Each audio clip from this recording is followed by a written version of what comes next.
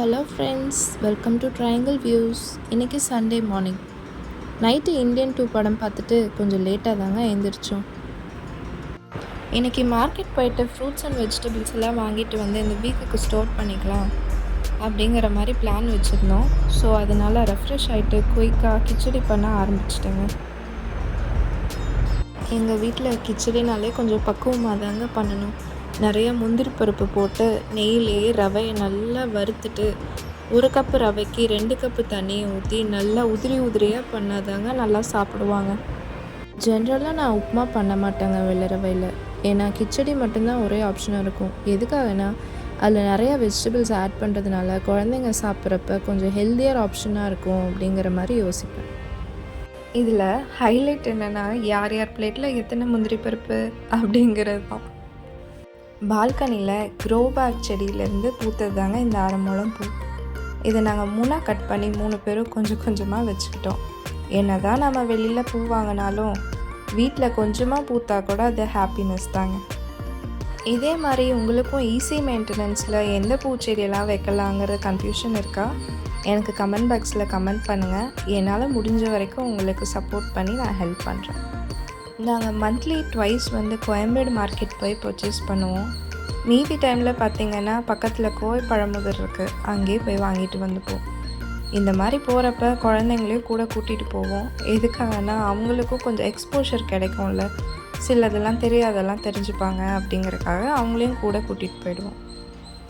கோயம்பேடு போனோடனே நாங்கள் பர்ச்சேஸ் பண்ண ஆரம்பிச்சிட்டோம். எங்கள் சின்ன பாப்பா தாங்க இந்த வீடியோலாம் எடுத்தா.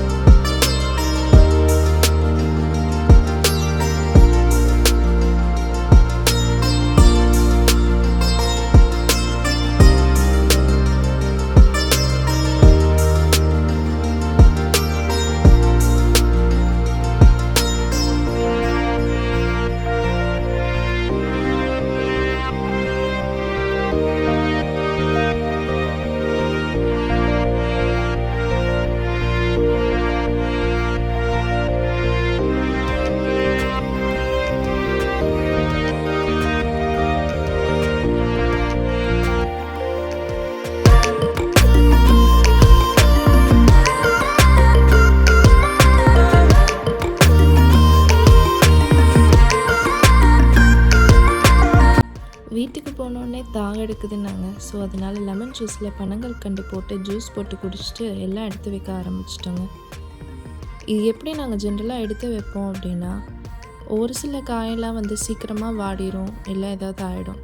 ஸோ அதையெல்லாம் ஃபஸ்ட்டு பண்ணுறதுக்காக ஒரு பேப்பர் எடுத்து எந்த காயெல்லாம் டே 1 யூஸ் பண்ணுறது, 2 யூஸ் பண்ணுறது, 3ஆவது நாள் யூஸ் பண்ணுறது அப்படிங்கிற மாதிரி நாங்கள் பிளான் பண்ணிக்குவோங்க.